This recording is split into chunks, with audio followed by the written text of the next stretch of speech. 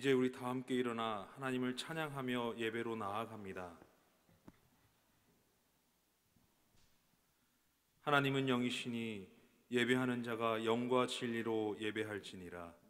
아멘.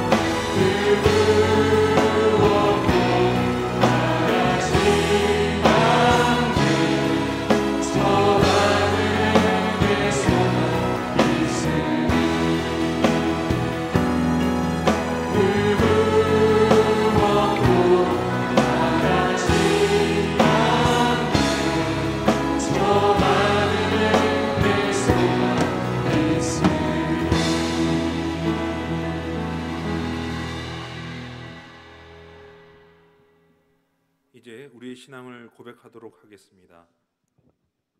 나는 전능하신 아버지 하나님, 천지의 창조주를 믿습니다. 나는 그의 유일하신 아들, 우리 주 예수 그리스도를 믿습니다. 그는 성령으로 잉태되어 동정녀 마리아에게서 나시고 본디오 빌라도에게 고난을 받아 십자가에 못 박혀 죽으시고 장사된 지 사흘 만에 죽은 자 가운데서 다시 살아나셨으며 하늘에 오르시어 전능하신 아버지 하나님 우편에 앉아 계시다가 거기로부터 살아있는 자와 죽은 자를 심판하러 오십니다. 나는 성령을 믿으며 거룩한 공교회와 성도의 교제와 죄를 용서받는 것과 몸의 부활과 영생을 믿습니다. 아멘. 우리 자리에 앉으셔서 함께 하나님을 높이겠습니다.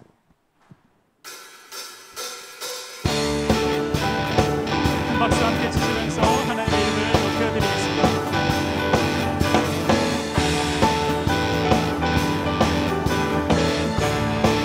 예수 이름이 온 땅에, 예수 이름이 온 땅에 퍼져가네. 잃어버린 영혼의 수 이름, 그 이름 듣고 돌아오네. 예수님 기뻐 노래하시. 잃어버린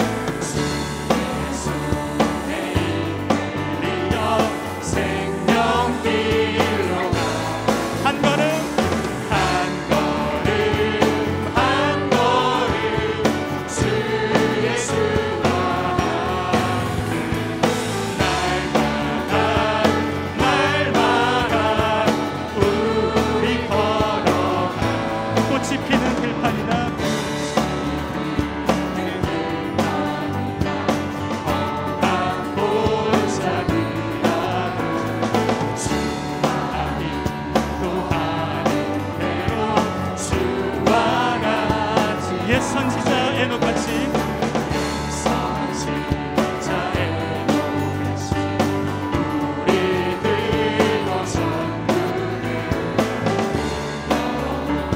나갈 때까지 주와 같이 한 걸음 한 걸음 한 걸음 주 예수와 함께 날마다 우리 걸어 한 걸음 한 걸음 한 걸음 주 예수와 함께 날마다 우리 걸어가리. 아멘.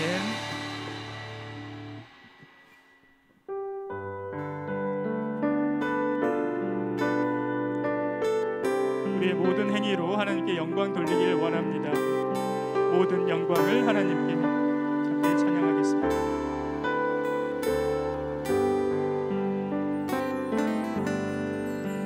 모든 영광을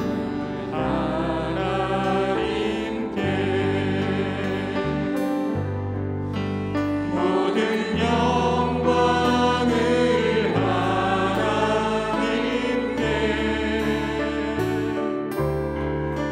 온 마음과 뜻하에 주 사모합니다. 모든 영광을 하나님께. 예수님 찬양 받으소서. 예수님 찬양 받으소서.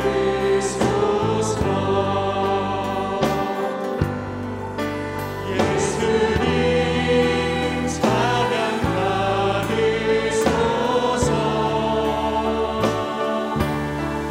죄 사했네 우리 위해 성령 주셨네. 예수님 찬양 받으소서. 위로의 성령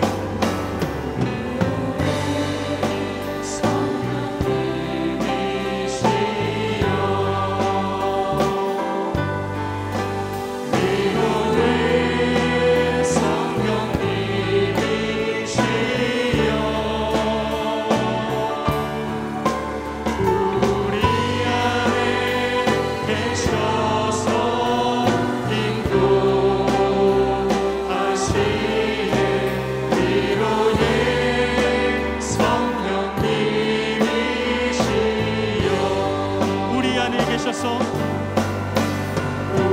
우리 안에 계셔서 인도하시네. 위로의 성령님이시여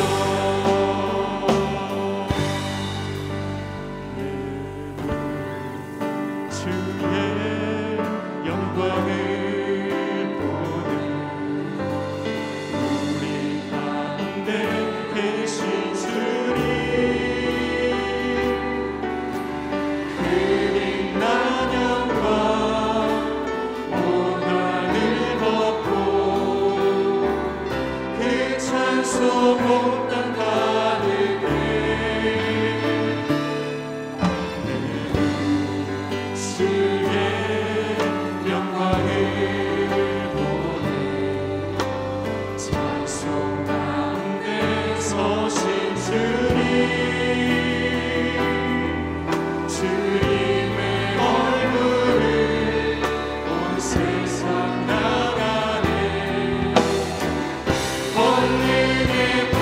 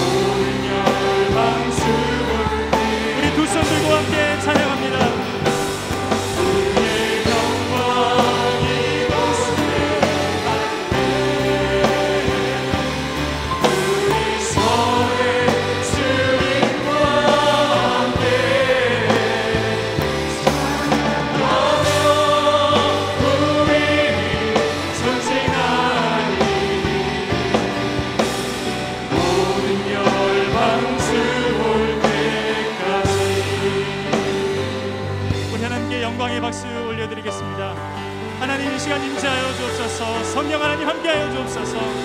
하나님 예배로 나아갑니다. 우리의 마음을 주장하옵소서. 영광 홀로 받아주시옵소서. 할렐루야.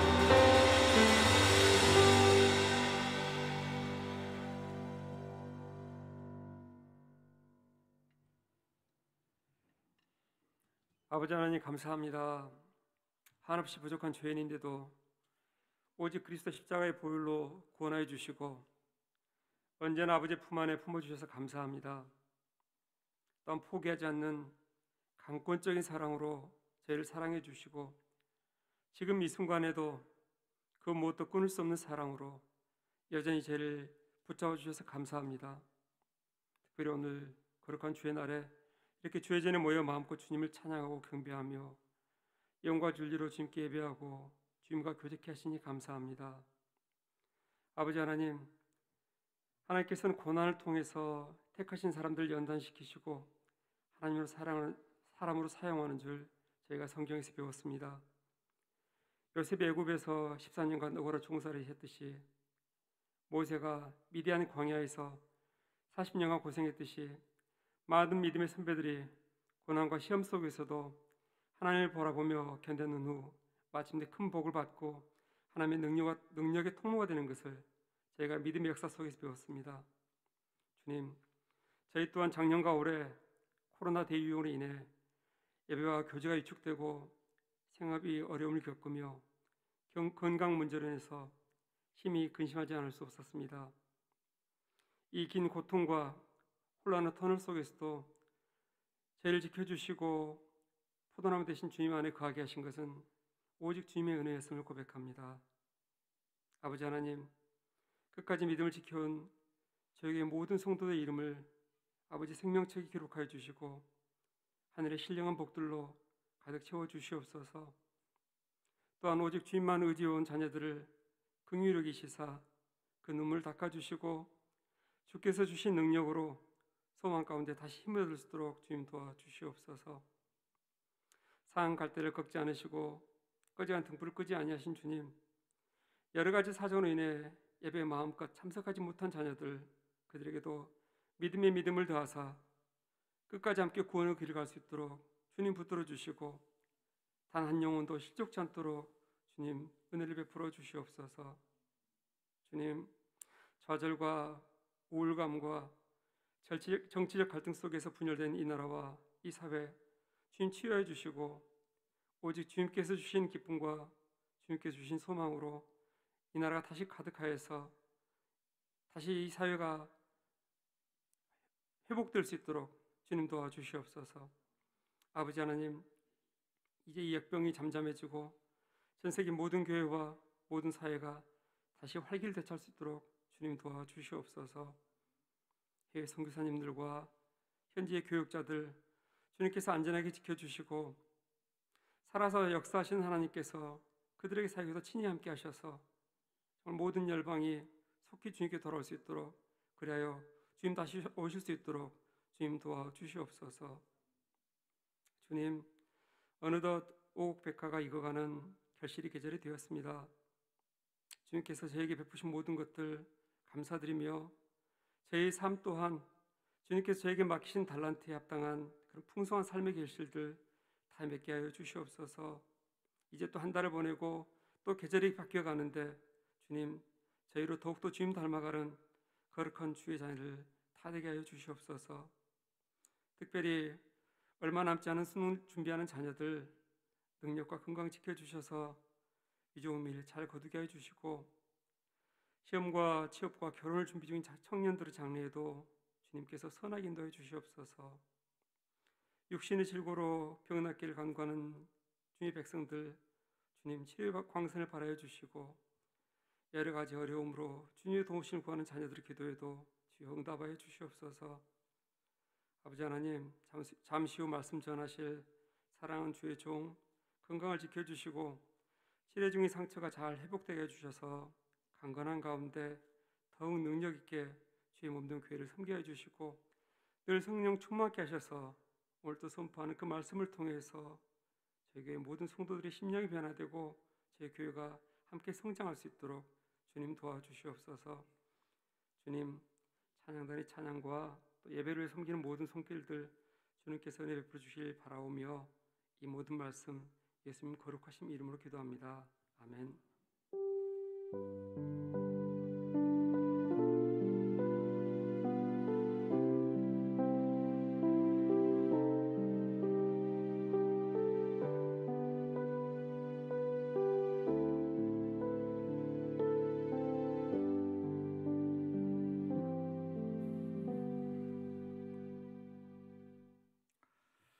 (10월의) 마지막 주일, 전능하신 하나님, 사랑의 하나님을 예배로 나오신 성도 여러분을 주의 이름으로 환영하고 또 사랑하고 축복합니다. 지난 주간도 평안하셨지요? 네. 교회 소식 주보를 통해서 전해드리겠습니다. 11월의 기도 제목이죠. 11월은 기도할 제목이 참 많습니다.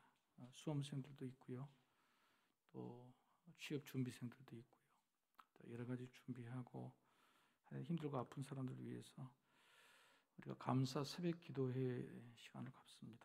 내일 월요일부터 18일 수능일까지 온라인 병행하는데 온라인으로 또 참여를 좀 해주시고 또 댓글도 좀 달아주시고 또 여러분 기도 제목이 있으면은 홈페이지와 교회 사무실 교육자들에게 연락을 해주시면 우리가 함께 새벽에 간절히 기도하도록 하겠습니다.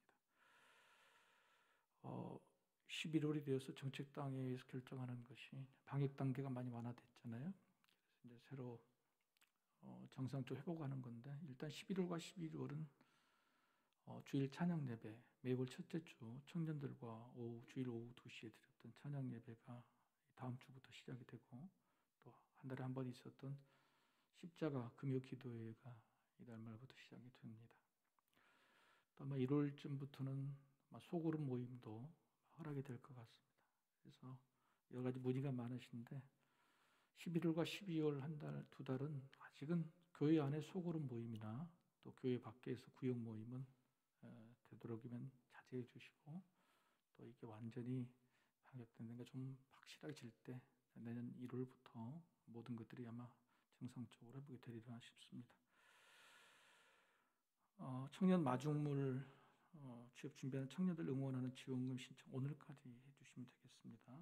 또 세례 입교 일정, 또 문답당의 일정 잘 참고해 주시고 올해 총회에서 가장 대표적으로 바뀐 규정이 뭐냐면 유아 세대가 예전에는 24개월까지인데 지금 6살까지 유아 세대 가능하게 됐습니다. 아마 이번 12월 성탄절에 유아 세대 기간을 놓쳐서 받지 못하신 우리 자녀들 6살까지는 유아 세대를 받을 수 있다는 사실을 아시고 또 준비해 주시기를 바랍니다.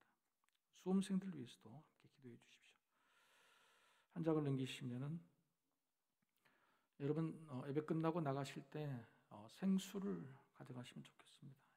자연 드림이라는 회사에서 또 환경 운동으로 캠페인입니다. 일환인데 동참해 주면은 생수를 제공한다 해서 받아왔습니다. 그래서 여러분 가져가실 수 있을 만큼 가져가시고 또 여러분 자연 환경을 위해서도 있어 주시길 바랍니다. 정진희 집사님 참일의 청년 교사로 임명합니다. 자, 우리 백분들하고 한번 인사 나누겠습니다. 사랑합니다. 축복합니다. 감사합니다. 하나님의 말씀 경청합니다. 오늘 우리에게 주시는 하나님의 말씀은 구약 성경 사무엘상 19장 18절에서 24절입니다.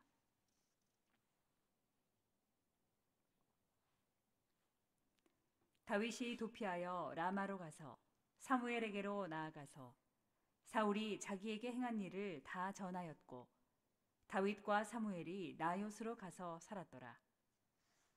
어떤 사람이 사울에게 전하여 이르되 다윗이 라마 나요스에 있더이다 하매 사울이 다윗을 잡으러 전령들을 보냈더니 그들이 선지자 무리가 예언하는 것과 사무엘이 그들의 수령으로 선 것을 볼 때에 하나님의 영이 사울의 전령들에게 임하매 그들도 예언을 한지라. 어떤 사람이 그것을 사울에게 알림해 사울이 다른 전령들을 보냈더니 그들도 예언을 했으므로 사울이 세 번째 다시 전령들을 보냈더니 그들도 예언을 한지라. 이에 사울도 라마로 가서 세구에 있는 큰 우물에 도착하여 물어 이르되 사무엘과 다윗이 어디 있느냐? 어떤 사람이 이르되 라마 나요세 있나이다. 사울이 라마 나요스로 가니라. 하나님의 영이 그에게도 임하시니 그가 라마 나요세 이르기까지 걸어가며 예언을 하였으므로 그가 또 그의 옷을 벗고 사무엘 앞에서 예언을 하며 하루 밤낮을 벗은 몸으로 누웠더라. 그러므로 속담에 이르기를 사울도 선지자 중에 있느냐 하니라. 아멘. 아멘. 여러분 요즘 세상 살만하십니까? 뉴스를 듣거나 또 세상의 소문을 들으면 거의 대부분이 힘들다, 어렵다, 심지어는 화가 난다, 이 정도 된 것 같습니다. 그런데 옛날 어르신들은 이런 말을 하는 자녀들에게 이렇게 말하죠. 자기 탓을 하지 말고 자기 탓을 하고 세상 탓을 하지 말라. 자기 탓을 하고 세상 탓을 하지 말라. 이런 말을 하는 이유 전제가 있습니다. 세상이 좋아서 공정해서가 아니라 세상에 기대할 것이 없다는 겁니다. 세상은 변하지 않는다. 세상은 네 편이 아니야. 세상은 불공정하고 부조리하는 것이 일상이다. 무슨 세상 탓을 할 필요가 뭐가 있어. 차라리 너 살 궁리를 해. 이런 뜻이죠. 사실 나 먹고 살기 또 내 가족 지키는 일만 해도 벅차고 바쁜 세상입니다. 그래서 우리는 자기 것만 괜찮으면 좋습니다. 남들의 억울한 사연도 우리에게는 아픔으로 또 긍휼로 느껴지지 않고 그냥 이야기거리죠. 여러분 세상에 지금 무슨 일이 생기면요 인터넷이 난리가 납니다. 기자들이 뉴스를 이야기거리로 양상해내요. 하지만 그러다가 정작 그 아픔이 자기 자신에게 찾아올 때 비로소 남들의 억울함이 나의 억울함이 될 때 비로소 소리를 막 지르고 손을 내밀고 내 편이 어디 있는지 세상으로 향해 찾아 나섰죠. 그렇지 않습니까?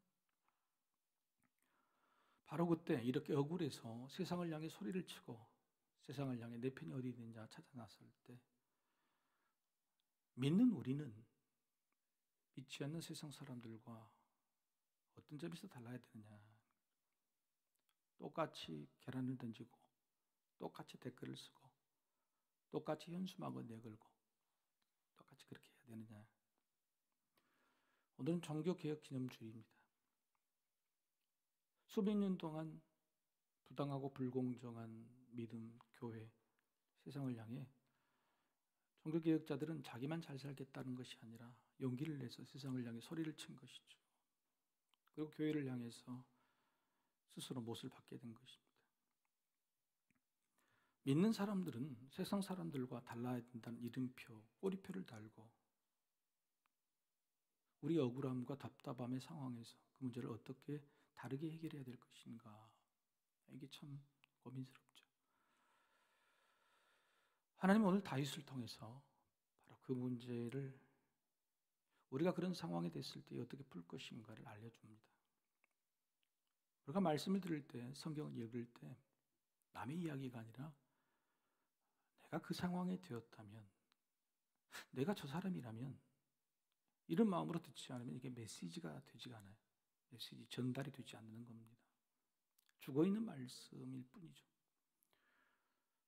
다윗의 상황이 돼보는 겁니다. 오늘 본문에 다윗의 입장과 다윗의 생각으로 들어가 보는 거죠. 나라면 어떻게 했을까? 다윗은 지금 선한 일만 했는데 고난의 연속이 억울함의 연속입니다. 다윗이 지금 무슨 잘못을 했습니까? 부모님께 효도했고 나라에 충성했고 자기를 죽이려 해도 굳이 자기 자리를 지키는 사명자요, 충성자요, 믿음의 자녀였죠. 그래도 불구하고 계속적으로 고난은 이어집니다.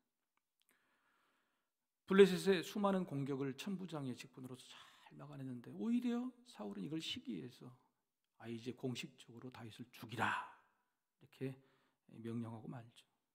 그것 때문에 도망을 칩니다. 그 사이에 중재자 다윗의 친구 요나단이 아버지를 설득하자. 아버지 그러면 안 됩니다. 하나님께 죄를 짓는 겁니다.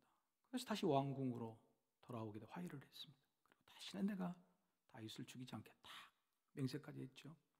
이 세상의 명세가 여러분 오래 갑니까?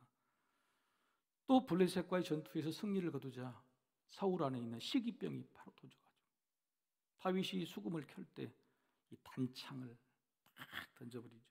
이리 피하고 또 한 번 던져 또 이리 피하고 살려고 도망을 치는 겁니다. 집으로 도망을 쳤는데 세상이나 사울이 달라졌어요. 집에까지 군사들을 보냅니다. 지금은 악령이 조금 있을 때, 악령이 좀 미치게 될 때 그때뿐이었는데 이제는 군사까지 보내서 집을 포위하고 다윗을 이제는 완전히 제거하기로 작정을 한 거죠. 죽은 목숨입니다. 자, 이런 상황에 놓인 다윗의 마음이 어떨까요? 이런 다윗이 어떻겠습니까? 이런 상황에서 여러분 다윗이라면 어떻게 하시겠습니까? 바로 그 다윗의 상황, 다윗의 마음을 기록해 놓은 본문이 뭐냐면 시편 59편입니다. 시편 59편에 제목이 있죠. 그 제목이 뭐냐면 사울이 사람을 보내어 다윗을 죽이려고 그 집을 지킨 때에, 그러니까 오늘 본문 바로 앞의 내용입니다. 사울이 사람을 보내어 다윗을 죽이려고 그 집을 지킵니다. 바로 이런 상황에서 시편 59편에 다윗이 한 일이 기록이 되어 있어요. 무엇을 했다는 겁니까? 시편 59편은 기도문입니다. 기도문. 기도했다는 거죠. 그것도 얼마나 아름다운 기도였냐면 여러분 억울하고 다급할 때 기도가 막 제대로 됩니까? 하나님한테 원망이 되고 막 격정이 막 울분이 튀어나오고 그렇잖아요. 그런데 이 정장을 탁 하고 자기가 기도했던 기도자리에 탁 앉아서 정제된 언어로 정말 침착하고 차분하게 하나님께 드렸던 기도가 마치 시처럼 됐다. 시가 됐다는 거예요. 그래서 이 시편 59편에 이 다윗이 이 상황에서 드린 기도가요, 이후에 수많은 사람들이 예배 때 낭송하는 시가 된 거예요. 여러분, 우리 이런 절박한 상황, 억울한 상황, 다급한 상황에서 다윗처럼 기도할 수 있을까? 아니, 다윗과 같은 그 아름다운 기도를 드릴 수 있을까? 여러분 자신에게 한번 질문을 던져보시겠습니까? 자, 그렇다면 다윗은 도대체 어떤 마음으로 기도를 했던 것일까? 다윗의 시편 59편의 기도를 어떤 시로 분류하냐면 믹담시 그렇습니다. 믹담시. 믹담이라는 말의 뜻이 뭐냐? 세 가지가 있죠. 첫 번째는 간구시입니다. 간구시. 믹담이라는 뜻이 억울함을 막 호소하는 거예요. 시편 59편 3절에서 4절 말씀 제가 읽어보겠습니다. 그들이 나의 생명을 해하려고 엎드려 기다리고 강한 자들이 모여 나를 치려오니 여호와여, 이는 나의 잘못으로 말미암음이 아니요 나의 죄로 말미암음도 아니로소이다. 내가 허물이 없으나 그들이 달려와서 스스로 준비하오니 주여 나를 도우시기 위하여 깨어 살펴주소서. 억울합니다. 죄 지은 것도 없고 실수도 아닌데 왜 하나님 나를 이렇게 힘들게 만드십니까? 이렇게 죽이시려 하고 이제는 아예 꼼짝달싹 못하게 군사들로 에워싸 저를 죽이시는 겁니까? 심지어는 얼마나 억울하면 하나님이 주무시지만 한밤중이니까 하나님 주무시지 말고 좀 깨어서 제 기도를 들어주십시오 라고 막 외치는 거죠. 억울할 때 뭘 해야 된다는 겁니까? 기도하라. 심지어 억울하지 않더라도, 그러니까 내가 죄를 짓고 실수를 범해서 마땅히 이런 벌을 받게 되더라도 기도하라는 거예요. 예수님은 여러분 아시잖아요. 불의한 재판관의 비유. 세상 사람들이 인정해 주지 못하는 과부가 불의해 돈 있는 사람, 힘 있는 사람만 재판을 잘 봐주는 재판장의 문에 저녁 내내 두드러나는 거예요. 저녁 내내 목숨을 걸고 나 좀 내 원통함을 좀 풀어주려고 기도하면 들어주신다는 거예요. 그래서 하나님의 변명이 뭐냐? 별명, 신원해 주시는 하나님, 신원, 원통함을 풀어주신다. 신원해 주시는 하나님. 여러분 기도부터 합시다. 억울하고 다급할 때 기도부터 해야 돼요. 우리를 눈동자와 같이 보고 계시는 하나님, 힘들고 어려울 때 다급하고 위태로우고 그런 상황에서도 우리를 주목하여 보시죠. 우리 기도를 기다리고 계십니다. 두 번째, 믹담이란 뜻이 뭐냐? 침묵이에요. 침묵입니다. 믹담이라는 원래 히브리어 뜻은 덮다입니다. 뭔가를 이렇게 천으로 덮어버린다. 위기와 환란이 나를 덮었다. 믹담이다. 덮어버렸으니 꼼짝달싹 못 오는 겁니다. 군사들이 겹겹이 자기 집을 둘러싸고 있으니 꼼짝달싹 못 해요. 그래서 여러분 밖에서 자기를 지금 잘 있는지 없는지 살펴보고 있으니까 소리를 내지 못하잖아요. 그러니까 목소리를 내지 못한 거예요. 침묵으로 기도하고 있었던 거예요.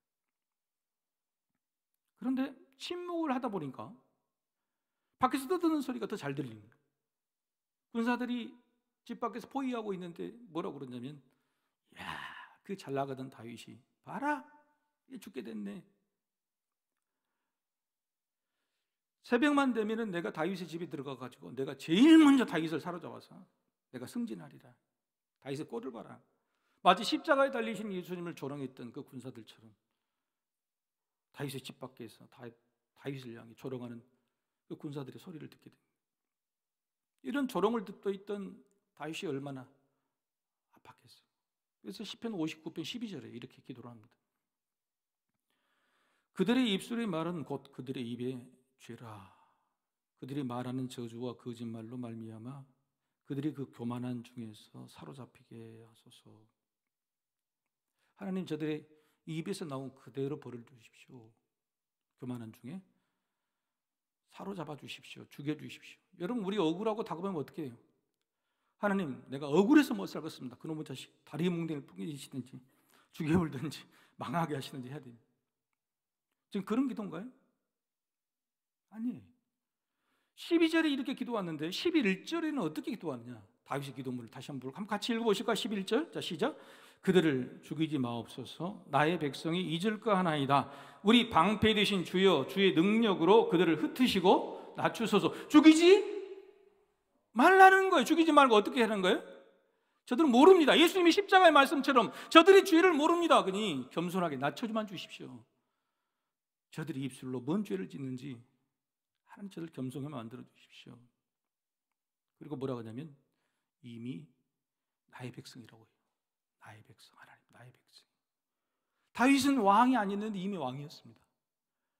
원통하고 다급하고 조롱이 분통이 터져서 저들을 죽여달라고 원수를 하나님 대신 갚아달라고 하는 기도가 아니라 저들을 겸손하게 하십시오.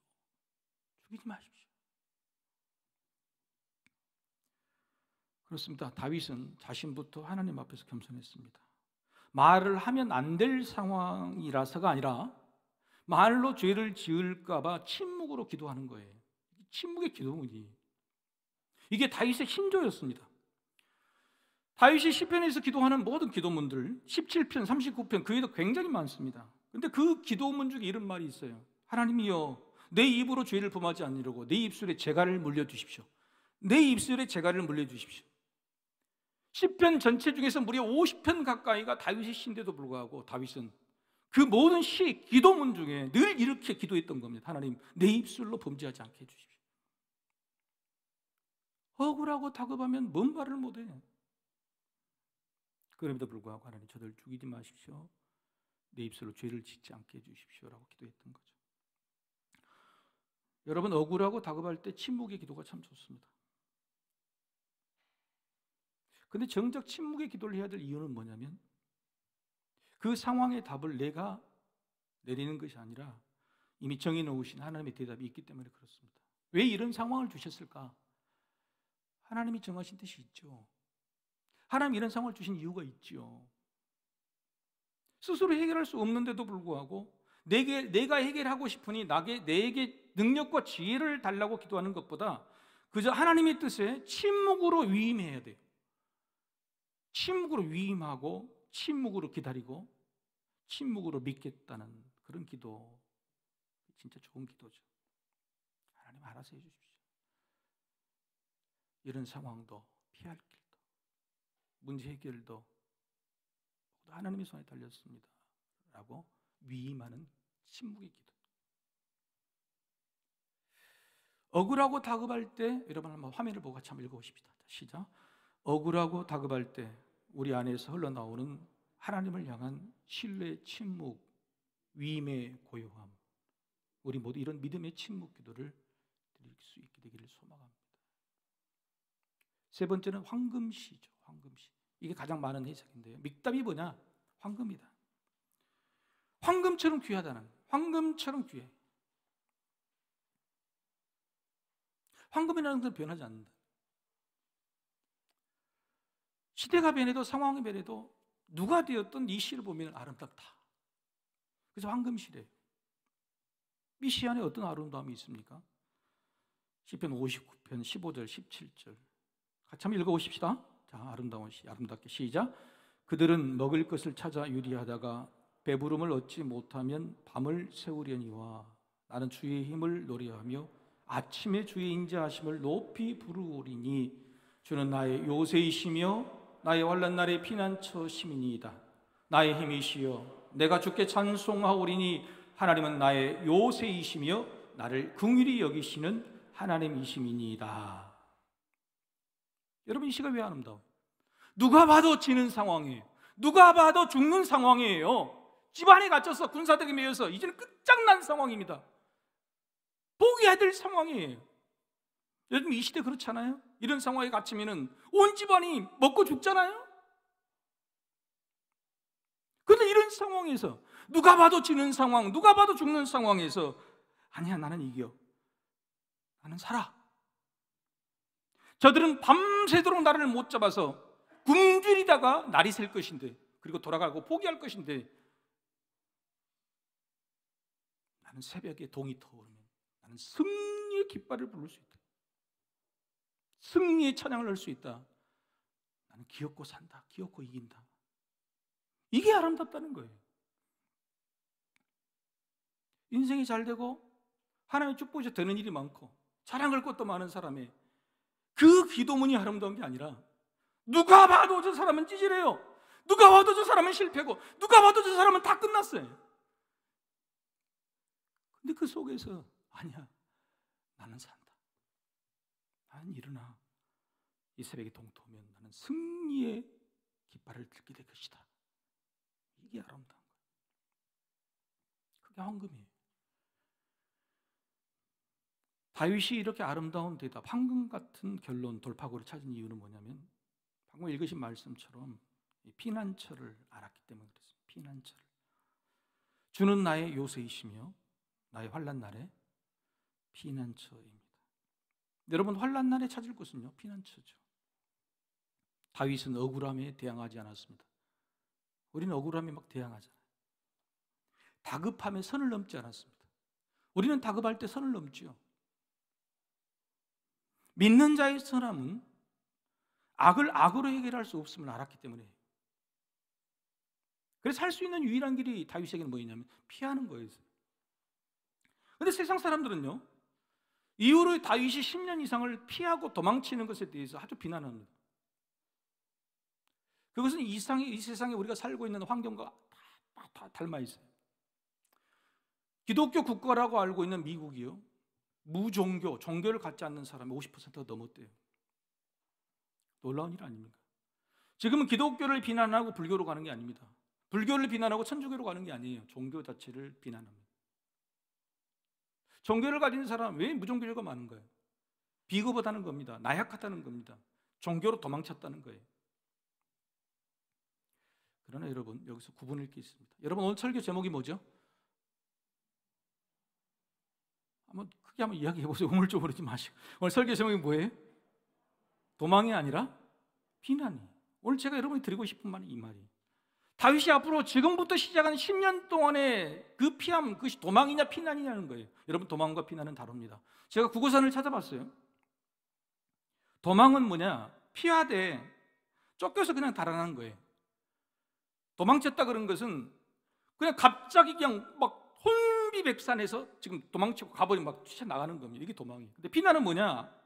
똑같이 피해야 돼. 거할 곳을 옮긴다, 이렇게 표현해요. 거할 곳을 옮긴 것이 피난이에요.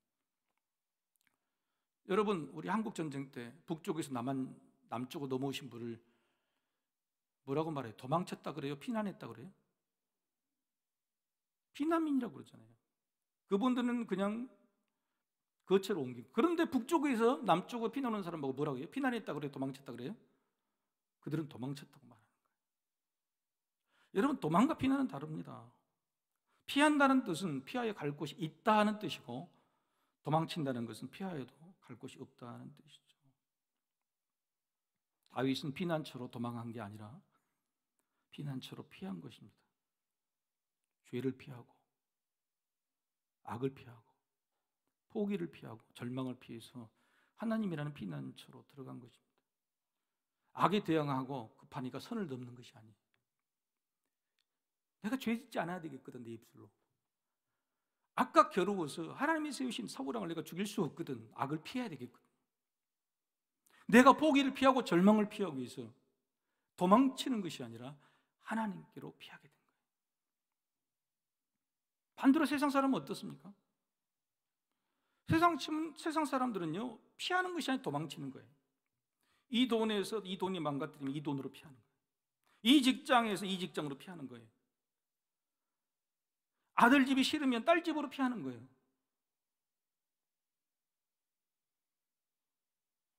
여러분, 일본에서 생겼던 쓰나미 아시죠? 여러분, 쓰나미 때 영상은요, 저는 생생히 봤는데, 쓰나미가 딱 오니까 순식간에 물이 마을이 덮쳐버리는데, 전부 도망칠 데가 없어서 지붕으로 도망갔죠. 전부 지붕으로 도망갔잖아요. 근데 지붕에도 물이 차오르는 거예요. 무너질 것 같아요. 그러니까 이 지붕에 있던 사람들이 다른 지붕, 더 높은 지역으로 막 도망쳐. 지붕에서 지붕으로 도망쳤던, 지붕에서 다른 더 높은 곳 도망쳤던 사람 다 죽었습니다.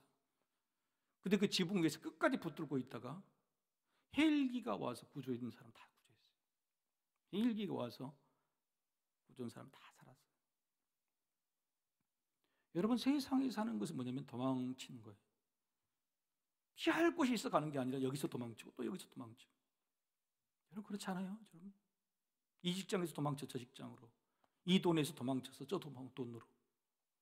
심지어는요, 세상에서 도망쳐서 이 교회로 하나님 품으로 왔는데 여기도 피한 곳이 아니, 피난처가 아니라 그냥 도망친 곳이. 여전히 불안해, 여전히 괴로워. 자, 우리가 가정을 해봅시다. 다윗이 피난이 아니라 도망쳤다. 세상에서 도망갈 곳을 찾았다 그러면 다윗이 의지할 사람 누굴까요? 다윗이 의지할 사람 두 사람밖에 없어요. 하나는 사울의 아들 요나단이죠, 그죠? 친구. 왜냐하면 이 앞에도 계속적으로 중재를 해주고 자기를 구해 줬으니까. 그 다음에 피할 곳이 뭐냐면 다윗의 아내 사울의 딸이 미갈이었어요. 친구와 가장 중요한 아내. 이들이 다윗 편이었죠. 그러니까 세상에서 도망을 친다, 피한다 그런다 그러면 다윗의 경우에서는 이 두 사람밖에 없었어요. 그런데 이 두 사람이 어떻게 했습니까? 이 둘이 다윗을 숨겨주었습니까? 아니면 도망치게만 해주었습니까? 도망치는 사람을 붙들어서 내가 뭔가 피난처를 제공해서 내가 품어주고 이기게 해주고 거처를 제공해 줬습니까? 아니면 이 위험에서 도망만 치게 해줬습니까? 도망만 치게 해줬어요. 요나단도 그저 왕궁에서 도망치게 해주고, 자기 아내인 미갈도 다윗의 집에서 밧줄로 광주를 달아서 도망치기만 해줬어요. 내보낼 수만 있었을 뿐이지 품고 피난처를 제공해 줄 수 없는 게 세상이에요. 더구나 여러분, 요나단과 다윗 아내 미갈이 도망치는 다윗을 따라 나왔습니까? 안 따라 나왔습니까?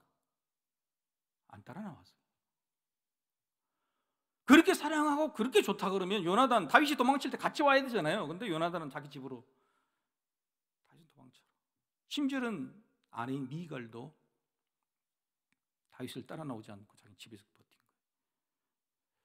이때부터 다윗과 미갈의 관계는 갈라지기 시작한 거예요. 그렇습니다. 나에게 우호적이고 내 편인 세상일지라도 본질적이고 궁극적 해결책이 되지 않습니다. 세상에서의 위급하고 다급한 해결책은 뭐냐면 도망이에요, 도망. 피난이 아닙니다. 하나님만이 유일한 피난처이시고 우리와 끝까지 함께 하실 분이 믿으시길 바랍니다. 여러분, 다윗이 피하는 곳이 어디였어요? 오늘 본문에 어디로 피했다 그랬죠? 하나님의 사람 사무엘에게 피하게 된 거예요. 라마라는 곳으로. 사무엘이 거하는 라마로 갔습니다. 자, 오늘 보면 이 18절이 정말 중요한데요. 이 18절 여러분 같이 한번 읽어보십시오. 자, 피하여 어떻게 됐는지. 자, 시작. 다윗이 도피하여 라마로 가서 사무엘에게로 나아가서 사울이 자기에게 행한 일을 다 전하였고 다윗과 사무엘이 나요스로 가서 살았더라. 이 두 가지 중요한 말이 있어요. 하나는 그동안 있었던 일들을 다 전했다는 거예요. 여러분, 그도 얼마나 우울하고 다급했어요. 침묵으로 기도해야 되고 할 말도 없었어요. 그런데 하나님의 사람, 하나님께로 피하니까 그동안 했던 모든 일들을 다 내어놓을 수가 있었어요. 이게 피난처예요. 그동안의 속사정, 나의 억울한 심정 다 내어놓을 수 있는 곳이 피난처. 그리고 이 말씀 18절 말씀 보라. 사무엘과 다윗이 라마 나요스에서 살았더라. 살았다라는 뜻은 뭐냐면 원어적인 뜻은 내 집처럼 여겼더라는 거예요. 2부 예배 때 우리 어르신들 물어봤어요. 아들 집이 내 집입니까? 남의 집입니까? 그랬더니 다 남의 집이라는 거예요. 딸 집이 그러면 옮겨서 도망가가지고 딸 집으로 갔더니 딸 집이 내 집입니까? 남의 집입니까? 그랬더니 그건 더 남의 집이라는 거예요.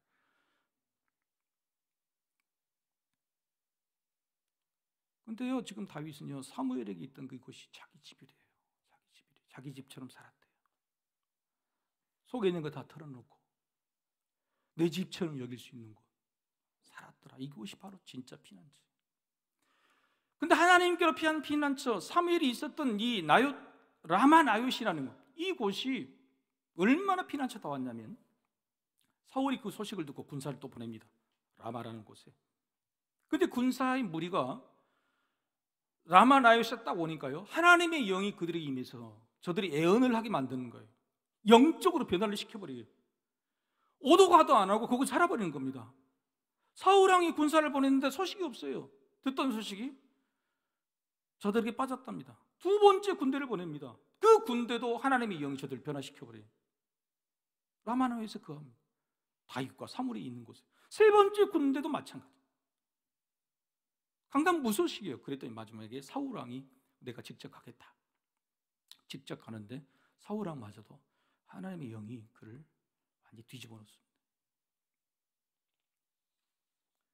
여러분, 하나님이라는 피난처는요, 하나님의 품처럼 어떤 악도 위험도 아픔도 넘볼 수 없는 자림을 믿으시길 바랍니다. 그런데 왜 우리가 모르냐? 왜 모르느냐면 우리가 알 수 없는 방법으로 도우셔요. 우리가 알아채지 못하는 방식으로 도우신단 말이에요. 지금 다윗과 사무엘은 몰라요. 왜 그런지. 내가 지금 열심히 살고 있는데 군사들이 왔는데 오자마자 변하는 거예요. 왜 그렇지? 두 번째, 세 번째 군사들이 나와도 하나님의 영으로 다 변화시키시니까 모르는 거예요. 내가 지금 피하고 있는 피난처, 하나님이 나에게 뭘 막아주시고 뭘 피하게 해주시는지 몰라요. 이미 첫 번째, 두 번째, 세 번째 더 크고 위대한 그런 위험들이 다가와도 하나님께서 미리 다 변화시켜 주시고 막아주셨기 때문에 우리는 모르는 거예요.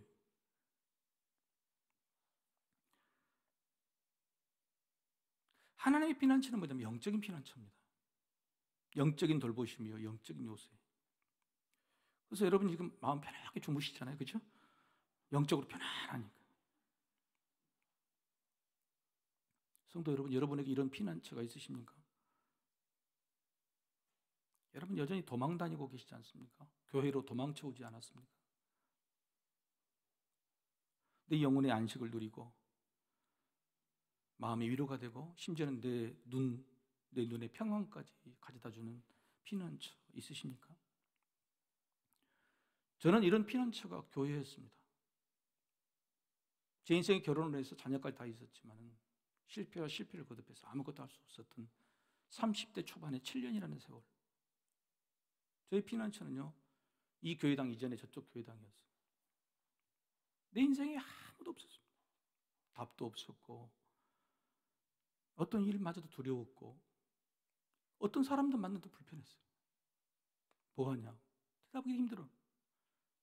뭘 해야 될지 결단도 할 수 없었어요. 새벽 기도부터 교회를 가면요, 교회를 들어간 순간부터 행복해, 편안해. 나의 피난처는요, 저쪽에 있는 광주 소속의 본당 아니었어요. 그런데 제 믿음이 있기는 있었는데 믿음이 좀 못난 믿음이었던가 봐요.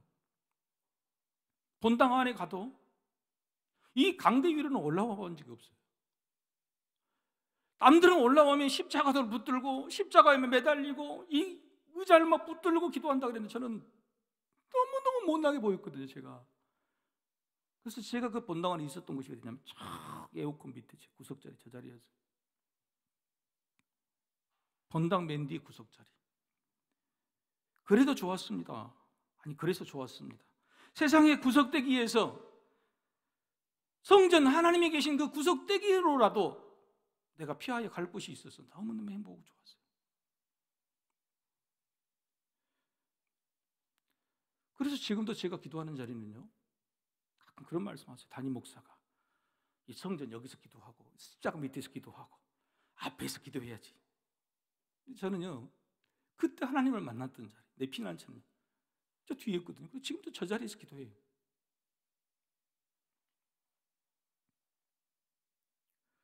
제가 성전의 구석에서 이겨냈었기에 교회당이 좋아서 그런 줄 알았는데 그것이 아니었어요.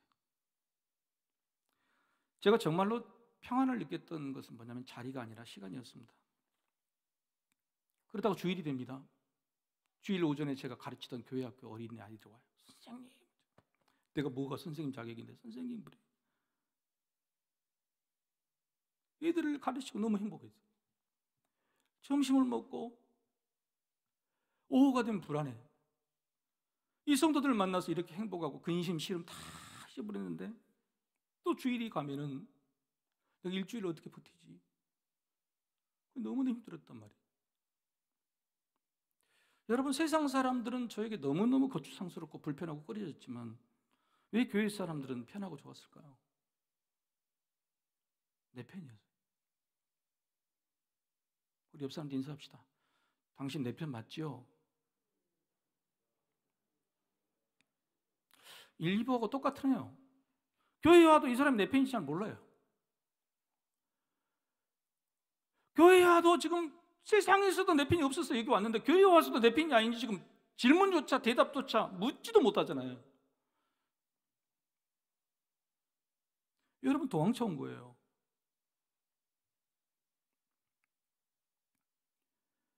여러분, 라마 라요시입니다. 라마 나요.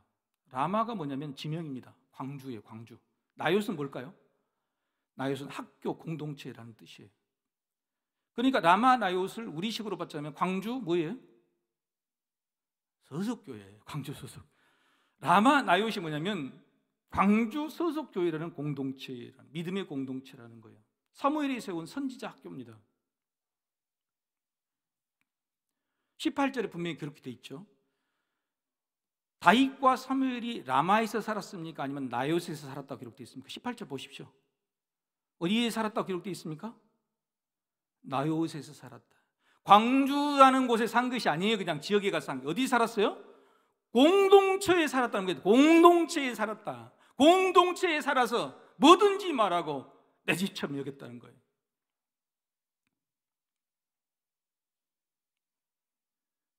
믿음의 공동체였어요. 근데 믿음의 공동체만으로도 교회가 늘 내 편처럼 느껴집니까? 피난처가 됩니까? 아니잖아요. 그렇죠? 여러분, 그렇죠? 왜 이렇게 느끼는? 두 번째는 저들이 모두 애언했다. 저들이 전부 다 애언을 했다. 하나님과 영적인 교제를 나눴던 사람들. 저들이 애언하는 목소리, 소리를, 상황을 보고 군대들이 와서 그냥 동화돼 버린, 불이 붙어 버린 겁니다. 이들은 그냥 믿는다고 말하는 이름만 있는 믿음 공동체가 아니라 하나님과 영적인 교제를 나누는 영적인 공동체가 있었어요. 근데 예언했단 말이 구체적으로 무슨 뜻이냐면 하나님과 영적 교감을 나눴다, 기도했다는 겁니다. 한번 따라해 봅시다. 라마 나요슨, 믿음 공동체, 영적 공동체, 기도 공동체, 이렇게 됐다는 거예요. 그래서 내 편이었다, 편안했다, 내 집처럼 여겼다는 겁니다. 여러분, 다윗이 어떤 사람입니까? 시편 59편에 군사들이 애워싸도 그래서 기도했던 사람, 힘들고 어려워도 기도했던 사람, 기도의 성향을 갖던 영적인 사람이었어요. 그런데 나만 나요스 오니까 나하고 똑같은 사람이 있거든. 나와 믿음의 성향이 같은 사람이 있거든. 자, 정리해 봅시다. 다윗의 상황을 통해 배우게 된 피난처, 하나님께 피한다는 것은 두 가지입니다. 즉 하나님이라는 피난처는 기도로 피하고 기도 공동체로 피하는 것이죠. 하지만 교회로만 오면 이런 피난처가 되고 평안해집니까? 그렇지 않잖아요. 교회 와도 오히려 이방인이 되고 외톨이가 되고 소외되죠. 그렇잖아요. 여러분 내 편인지 확신이 없잖아요. 교회 와도 여전히 나는 도망쳐 왔다. 교회가 사랑이 없느니, 교회가 뭐가 없니, 그런 말씀하지 마세요. 우리 스스로가 이 공동체를 그렇게 만들어가야 돼요. 믿음의 공동체인 건 확실한데 영적인 공동체냐? 그 영적인 공동체를 뭘로 만들 것이냐? 기도 공동체로 만들어야 돼요. 여러분이 속한 구역, 동호회, 그런 공동체마저도 들어가기 싫다고 그러면 요즘 그냥 도망치는 겁니다. 이런 공동체 안에 누렸을 피난처에서 여전히 도망치려고 했던 겁니다. 나 구역에 들어가기 싫고 동호회에 들어가기 싫어. 아무런 평안을 느낄 수가 없어요, 그 사람은. 여러분 구역 모임에서 제발 입으로 세상 사는 이야기, 돈 버는 이야기 그런 거 좀 하지 마세요. 세상 사람들은 막 있는 공동체하고 똑같이 그런 이야기 좀 하지 마세요. 사람이 사랑 없다, 사람 간에 사랑 없다, 교회 와도 사랑 없다, 그런 이야기는요 본질을 몰라서 그런 거예요. 교회의 공동체는요 영적인 공동, 위로 연결이 돼야 되는 거예요. 기도도 하지 않으냐고 구역 모임 때 서로 영적인 기도 제목도 나누지 않으면 사람들끼리만 바라보니까 늘 실망하는 거예요. 내 편 아니다 그러는 거예요. 교회 공동체는 절대적으로 영적인 공동체, 기도 공동체가 돼야 돼요. 하늘에서 공급되는 능력으로 공동체가 이루어지는 거예요. 맨날 세상 이야기만 하고 사람 이야기만 하고 돈 이야기만 하는 공동체, 거기에서 무슨 평안함을 누릴 수 있겠어요? 무슨 피난처가 되겠어요? 교회 공동체라도 기도하는 기도 영적인 공동체 아니라면 그건 세상 공동체입니다. 육적인 공동체, 가정도 마찬가지예요. 자녀들이 우리 집에 왔는데 편안함을 못 느껴요. 영적인 공부를 못 받는 거예요. 부모가 기도하지 않으면. 자녀들은 점점 부모의 집이 내 집이 아니라 남의 집일 겁니다. 부모가 자녀의 집에 가면 남의 집처럼. 다윗의 아들 솔로몬이 성전을 짓고 나서 하나님께 성전을 드리는 봉헌식에서 기도를 합니다. 그런데 그 기도가 뭐냐면 첫 번째 이래요. 하나님, 이 성전에 와서 누가 기도하든 다 들어주십시오. 그리고 구체적 예를 들어요. 하나님, 죄를 지은 사람도 이 성전에 와서 용서를 구하면 용서해 주십시오. 힘들고 어려운 사람, 낙심한 자들, 그 사람들 와서 기도하면 하나님 위로해 주십시오. 세 번째는 이방인들, 하나님의 백성이 아닌 이방인들이나 노예나 이런 사람들이 와서 기도해도 하나님 저들 기도를 응답해 주십시오. 그렇게 기도했어요. 하나님이 얼마나 마음이 흡족했는지 그 절기에 솔로몬이 꿈속에 나타나셨어요. 이렇게 대답을 하세요. 열왕기상 9장 3절 하반절만 우리 같이 한번 읽으십시다. 시작. 나는 내가 건축한 이 성전을 거룩하게 구별하여 내 이름을 영원히 그곳에 두며 내 눈길과 내 마음이 항상 거기에 있으리니. 사랑하는 성도 여러분, 세상에서 억울하고 다급한 일을 만나도 세상으로 다시 도망치지 마십시오. 교회로 도망만 오지 마십시오. 교회는 영적 공동체, 광주 소속교회를 여러분의 가정을 아름다운 기도 공동체로 만드셨어요. 그 안에서 하나님을 만나시고 하나님 주신 놀라운 승리의 찬양을 부를 수 있는 저 여러분이 되시기를 주의 이름으로 축복합니다. 같이 일어나셔서 우리 하나님을 찬양하겠습니다.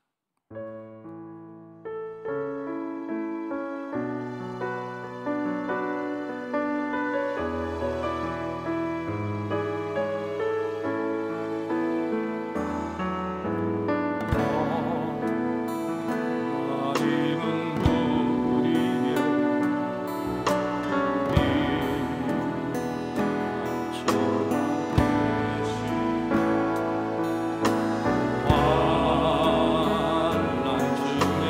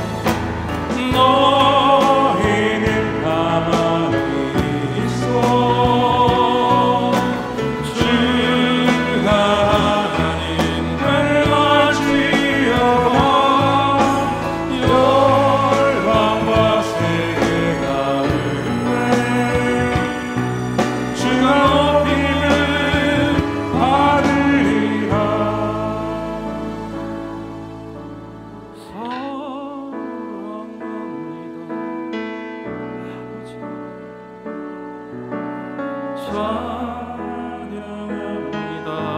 나만 나요 선포합니다.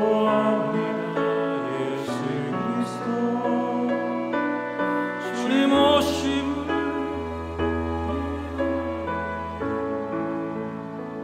같이 기도하십시다. 여러분, 어지간히 도망 다니십시오.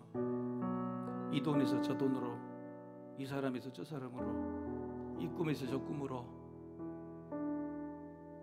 그렇게 도망 다니다가 끝나는 거예요.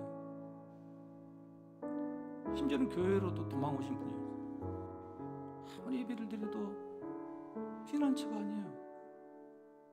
내 편은 없는 것 같아요. 여러분, 삶의 자리에서 기도하십시오. 다급하고 억울한 그 자리에서 기도하십시오. 그리고 여러분의 공동체, 가정이나 이 교회 영적인 공동, 기도 공동체를 만들지 않으면, 하늘로부터 공급되는 것이 없으면 우리는 여기저기 도망 다니는 거예요. 안 됩니다. 간절히 기도합시다. 하나님, 이제는 도망치는 거 그만하고 하나님께로 피하게 하십시오. 하나님, 내가 속한 모든 공동체에 영적인 공동체, 기도 공동체가 돼서 그것을 하늘로부터 공급받는 그 영적인 역량으로 내가 다시 일어날 수 있도록 해달라고 간절한 심령으로 기도하며 나가겠습니다.